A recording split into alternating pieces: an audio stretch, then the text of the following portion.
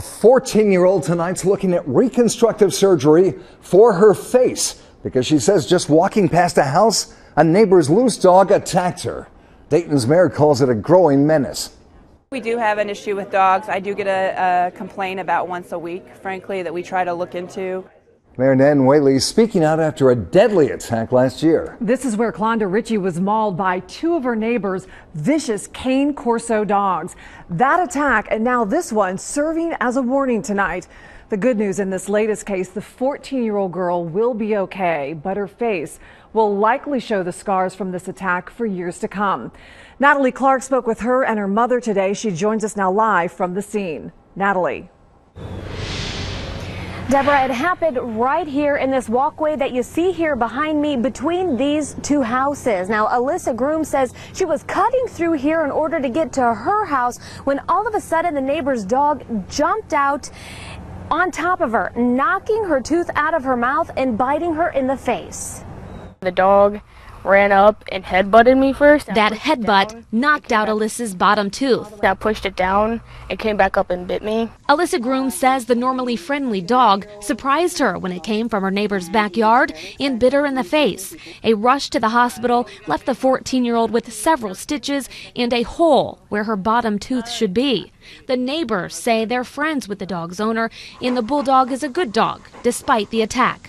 It was a freak accident, but all I asked is for her tooth to be fixed, because it's now a tooth implant, which is not cheap. You're talking a couple grand. The dog's owner says she's offered to pay for any medical bills. She says she feels terrible about the accident, but doesn't believe the dog bit Alyssa. She says the dog got excited, and when he jumped on Alyssa, he accidentally knocked out her tooth and scratched, not bit, her face. The first thing I did was walk across the road and talk to her dad and said, I am so very sorry that this happened. Dog attacks are becoming all too common. Children's Hospital has already treated 126 kids this year. Earlier this year, Dayton Mayor Nan Whaley promised to look into tougher laws to protect everyone from vicious dogs. We went to City Hall today to follow up with her, but she was unavailable for comment.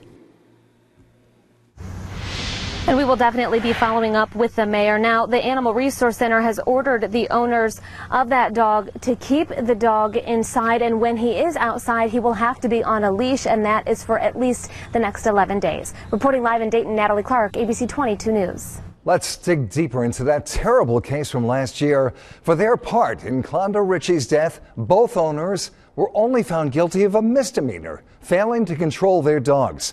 Andrew Nason got less than 6 months in jail and community service. Julie Custer, 3 months and probation.